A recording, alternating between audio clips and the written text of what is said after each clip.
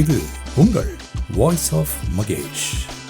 வை me, ஏன் எனக்கு மட்டும்? இந்த கேள்வி நம்மளோட வாழ்க்கையில் பல பேருக்கு வந்திருக்கும். அதாவது பல நாட்களும் இந்த கேள்வி பல இடங்களில் வந்திருக்கும். எனக்கு மட்டும் ஏன் இப்படி நடக்குது? மற்றவங்க எல்லாருமே நல்லா இருக்காங்களே, மற்றவங்க எல்லாருக்கும் இந்த பிரச்சனை இல்லையே, ஏன் எனக்கு மட்டும், ஏன் எனக்கு மட்டும் அப்படின்னு சொல்லிட்டு நம்மளுடைய வாழ்க்கையில் பல பகுதிகள், அதாவது எப்படின்னா நம்ம சைல்ட்ஹுட் டேஸாக இருக்கலாம், இல்லைனா க்ரோன் அப் அடல்ட்டாக இருக்கலாம், இல்லைனா மேரேஜ் ஆகி நமக்கு பசங்க இருந்து அவங்களுக்கு மேரேஜ் ஆகிற அளவுக்கான உங்களுடைய வயசு இருந்தாலுமே இந்த கேள்வி மட்டும் வாழ்க்கையிலிருந்து என்றைக்குமே போயிருக்காது. வை மீ அப்படின்றது பல முறை நம்மளுடைய வாழ்க்கையில் வந்துட்டே இருக்கும். இது எப்படி அப்படின்னா, நமக்கு சோதனை நிறைய வருது, கஷ்டங்கள் நிறைய வருது, துன்பம் நிறைய வருது அப்படின்னும் போது நமக்கு நார்மலாக வரக்கூடிய ஒரு கேள்வி தான். நான் மட்டும் விதிவிலக்கு இல்லை, வை மீ அப்படின்னு கேட்குற கேள்விகளில் நானுமே இந்த மாதிரி பல கேள்வி கேட்டிருக்கலாம் வாழ்க்கையில். ஆனால் இந்த எபிசோட்ல நீங்கள் கேட்க போகிற ஸ்டோரி நிச்சயமாக உங்கள் வாழ்க்கையை மாற்றும். இனிமேட்டு வை மீ அப்படின்ற கேள்வியை வர வைக்காம காப்பாற்றும் அப்படின்ற நம்பிக்கையில் தான் நான் அதை ஷேர் பண்ண போகிறேன். முக்கியமாக இது நான் ஒரு குரூப்பில் ஒருத்தர் ஷேர் பண்ணது படித்தது, அது ரொம்ப இம்பாக்ட்ஃபுல்லாக இருந்தது அப்படின்ற காரணத்தினால நமக்கு மட்டும் இல்லை, இதை கேட்குறவங்க எல்லாருக்குமே இது வாழ்க்கையில் ஒரு சேஞ்ச் கொண்டு வரும் அப்படின்றதுக்காக தான் இந்த எபிசோடு உங்களுக்கு ஷேர் பண்ணுறேன். யூஸ்வலாக என்ன ஒரு கஷ்டம் வந்தாலும் நம்ம போயிட்டு கடவுள்கிட்ட போய், ஏன் எனக்கு மட்டும் இப்படி நடக்குது, ஏன் என்னை மட்டும் இப்படி நீ ரொம்ப துன்பம் படுத்துகிற அப்படின்னு சொல்லிட்டு நிறைய ப்ரேயர்ஸ்லாம் வச்சுருப்போம். ஓகேவா? ஸோ இந்த கேள்விக்கெல்லாம் பியூட்டிஃபுல்லாக ஒரு ஆன்சரை ஒரு டென்னிஸ் பிளேயர் அழகாக அவருடைய பதிலில் சொல்லியிருக்காரு. அந்த டென்னிஸ் பிளேயரோட பேர் என்ன அப்படின்னு பார்த்தீங்கன்னா ஆர்தர் ராபர்ட் ஆஷ் ஜூனியர். இவர் Wimbledon open, US open, Australian open, இந்த மாதிரி 3 கிராண்ட்ஸ்லாம் டைட்டிலையும் வெற்றி பெற்ற ஒருத்தர்.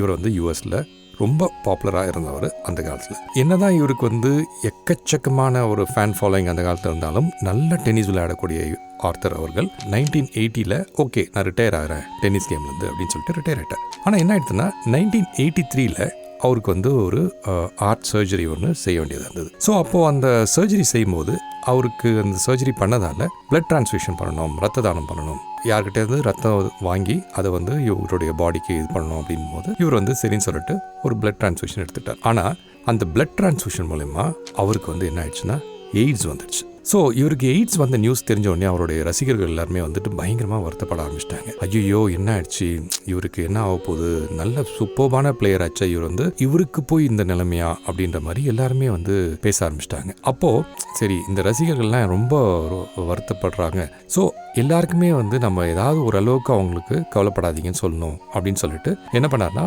அப்போதைக்கு ஒரு நியூஸ் பேப்பரில் ஒரு மேகசினில் அவர் என்ன பண்ணார்னா ஒரு ஆர்டிக்கல் எழுதினார். எல்லாருமே கேட்ட ஒரே கேள்வி, கடவுள் உங்களுக்கு ஏன் இப்படி ஒரு சோதனையை கொடுக்குறாரு, ஒய் உங்களுக்கு மட்டும் இப்படி கஷ்டத்தை கொடுக்குறாரு அப்படின்ட்டு. ஸோ இதனால் அதை மெயினாக டாப்பிக்காக வச்சுக்கிட்டு அவர் என்ன பண்ணார்னா அந்த நியூஸ் பேப்பரில் அவரோட ஆர்டிக்கல் எழுதினார். அந்த ஆர்டிக்கலோட பேர் என்னென்னா ஒய் மீ, ஏன் எனக்கு மட்டும் அப்படின்றது தான் அந்த ஆர்டிக்கலோட டைட்டிலாக இருந்தது. ஸோ அவர் என்ன அந்த ஆர்டிக்கல் எழுதினார் அப்படின்னு பார்த்தீங்கன்னா, உலகத்தில் எத்தனையோ மனுஷங்க இருக்காங்க, அப்படி எவ்வளோ பேர் இருக்கும்போது எனக்கு மட்டும் ஏன் எய்ட்ஸுக்கு கொடுத்தனி அப்படின்னு ஆரம்பிக்கிறார். குடிப்பழக்கம் எக்கச்சக்கமாக பேருக்கு இருக்குது, ஓகேங்களா? அப்படி பல பேருக்கு இருந்தோம், அந்த பழக்கம் இல்லாத எனக்கு மட்டும் ஏன் நீ எய்ட்ஸை தந்த கடவுளே அப்படின்னு ஆரம்பிக்கிறார்.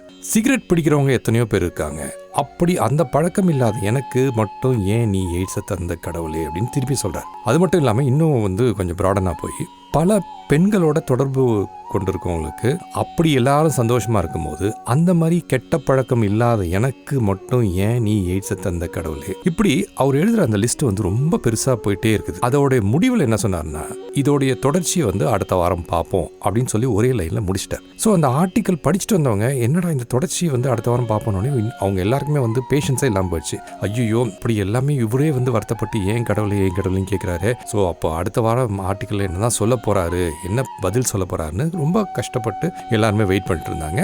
அதுக்கு அடுத்த வாரம் அதே பேப்பரில் second article why me part 2 அப்படின்னு சொல்லிட்டு உலகத்தில் 500 லட்சம் பேர் டென்னிஸ் விளையாடுற மக்கள் இருக்காங்க. அதில் 50 லட்சம் பேர் தான் டென்னிஸை ஒழுங்காக கற்றுக்கிறாங்க. 50 lakh பீப்புளில் ஒன்லி 5 lakh பீப்புள் மட்டும்தான் ப்ராப்பர் டெக்னிக்கை கற்றுக்கிட்டு இவங்க எக்ஸ்பர்ட் டென்னிஸ் பிளேயர்ஸாக வராங்க. அந்த 5 lakh பீப்புளில் ஒன்லி 50,000 பீப்புள் சர்க்கியூட் லெவல் டென்னிஸ்க்கு அவங்க குவாலிஃபை ஆகி போகிறாங்க. அந்த 50,000 பீப்புளில் only 5,000 people grand slam level டென்னிஸ்க்கு அவங்க குவாலிஃபை ஆகிறாங்க. அப்படி 5,000 பீப்புளில் ஒன்லி 50 பீப்புள் தான் விம்பிள்டன் விளையாடுறதுக்கு போகிறாங்க.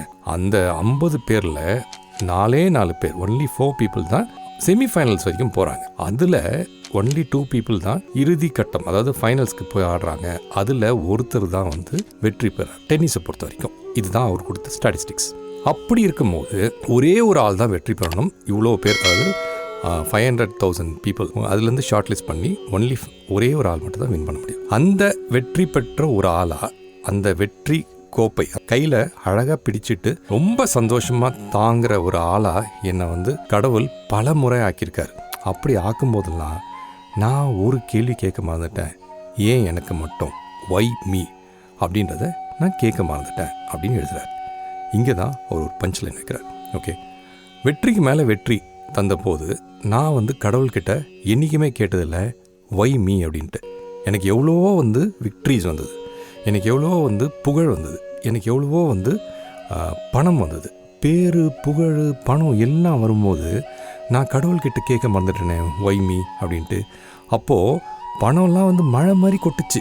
ஏன் எனக்கு மட்டும் இவ்வளோ பணத்தை கொடுக்குற, ஏன் எனக்கு மட்டும் இவ்வளோ புகழை கொடுக்குற, ஏன் எனக்கு மட்டும் இவ்வளோ செய்கிறேன்னு சொல்லி நான் ஒரு நாளும் கேட்டதில்லை. அப்போலாம் கேட்காதன்னா இப்போ போய் கேட்பதற்கு எனக்கு என்ன தகுதி இருக்குது அப்படின்னு அந்த ஆர்டிக்கிள் எழுதுறார். நான் கேட்க மாட்டேன். ஏன்னா கடவுள் வந்து இது வரைக்கும் எனக்கு தந்ததை எப்படி நான் சந்தோஷமாக நான் வந்து ஏற்றுக்கிட்டு ஜாலியாக என்னோடய லைஃப்பை வந்து நான் வாழ்ந்தனோ அதே மாதிரி தான் இதையுமே வந்து நான் மகிழ்ச்சியோடு எடுத்துக்கிறேன். இந்த சிச்சுவேஷனில் போய் எனக்கு மட்டும் ஏன் எனக்கு அப்படின்னு சொல்லி நான் சோகத்தை கேட்கக்கூடாது கடவுள்கிட்ட.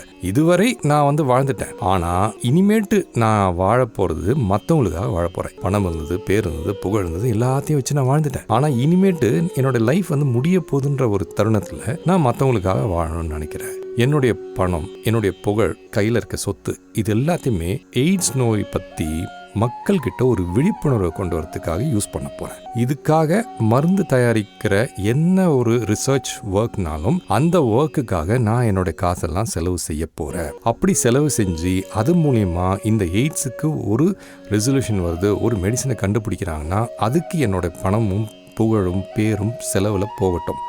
அதுக்கு மட்டும்தான் நான் ஃபோக்கஸ்டாக இருக்க போகிறேன். அதுக்கு கடவுள் எல்லாரையுமே வந்து பிளஸ் பண்ணணும் அப்படின்னு சொல்லி அவர் வந்து அவருடைய ஆர்டிக்கிளை முடிக்கிறார். So second part of the article படித்த ஒரு பாடு நிறைய மக்கள் வந்து அவங்களுடைய லைஃப்பை வேறு மாதிரி பார்க்க ஆரம்பிச்சதா சொல்கிறாங்க. ஸோ இந்த ஆர்டிக்கிள்லேருந்து ஒரு இம்பேக்ட்ஃபுல் மெசேஜ் என்ன அப்படின்னா, நம்மளுடைய வாழ்க்கையிலையும் எப்பவுமே வந்து ஒரு ஜாலியான சந்தோஷமான ஒரு சூழ்நிலை இருக்கும்போது நம்ம அதை பற்றி எதுவுமே கவலைப்படல. ஏன்னு கேட்டதில்லை, எனக்கு மட்டும் ஏன் இந்த ஹாப்பினஸ் வந்ததுன்னு கேட்டதில்லை. ஆனால் ஒரு சோகமான விஷயம் நடக்கும்போதோ, அது வந்து ஆஃபீஸ் விஷயமா இருக்கலாம், இல்லை வீட்டில் வந்து ஒரு கஷ்டமான விஷயமா இருந்திருக்கலாம், இல்லை ஹெல்த் ரிலேட்டட் விஷயமா இருக்கலாம், அந்த டைமில் மட்டும் எப்படி நம்ம போய் ஒரு முறையிடுறோம் கடவுள்கிட்ட போய், எனக்கு மட்டும் ஏன் இப்படி வந்துச்சு, எனக்கு மட்டும் ஏன் இப்படி படுத்துற அப்படின்ட்டு.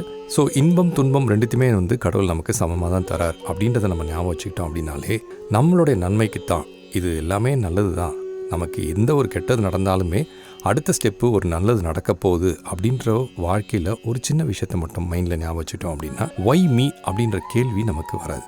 இது சொல்கிறது ஈஸி மகேஷ், இது வந்து ஃபாலோ பண்ணுறது கஷ்டம் அப்படின்னா எஸ், அப்சல்யூட்லி. அது உடனே மாற்ற முடியுமான்னா மாற்ற முடியாது. பட் நம்ம எப்பவுமே யோசிக்கணும். அதாவது ஃபார் எக்ஸாம்பிள் ஒரு டொயோட்டா கார் இருக்குது, எனக்கு மட்டும் டொயோட்டா கார் இருக்குது, அவன்லாம் பார்த்தீங்கன்னா எனக்கு பின்னாடி வந்தவன் அவன்லாம் வந்து பென்ஸ் யூஸ் பண்ணுறான், இல்லை அவன்லாம் வந்துட்டு ஆடி யூஸ் பண்ணுறான், அவன்லாம் வந்துட்டு பெரிய லெவலில் ஒரு கார் யூஸ் பண்ணுறான் அப்படின்னா நம்ம அப்படி நினைக்காம நான் வந்து மற்றவங்களோட கம்பேர் பண்ணும்போது எனக்கு கூடவே வந்தவங்க இன்றைக்கி அந்த அளவுக்கு கூட இல்லை, ஆனால் எனக்கு கடவுள் இவ்வளோ கொடுத்துருக்காரு, எனக்கு டொயோட்டா கார் வாங்குகிற அளவுக்கு ஒரு வசதி செஞ்சு கொடுத்துருக்காரு. You will start appreciating the life. எனக்கு மட்டும் கடவுள் ஏன் இது கொடுத்துருக்காரு அப்படின்றத அப்ரிஷியேட் பண்ண ஆரம்பித்தாலே நாளைக்கு இதோட ஒரு சோகமோ இல்லை எல்லாரும் துக்கமோ கெட்டதோ நடக்கும்போது ஒய் மீ அப்படின்ற கேள்வியை நம்ம கம்ப்ரெஸ் பண்ணிடுவோம்.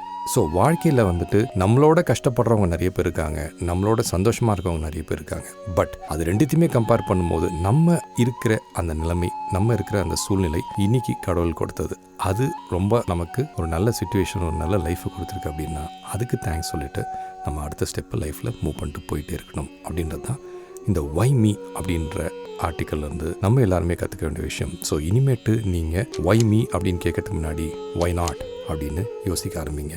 வாழ்க்கை நிச்சயமாக நல்லதாகவே மாறும் அப்படின்றது தான் இந்த ஆர்டிக்கல் வந்து நான் உங்களுக்கு சொல்லணும்னு நினச்ச ஒரு சின்ன கதை. அடுத்த வாரம் இன்னொரு சுவாரஸ்யமான டாப்பிக்கில் பேசும் வரை உங்களோட விடைபெறுவது உங்கள் அன்பு மகேஷ்.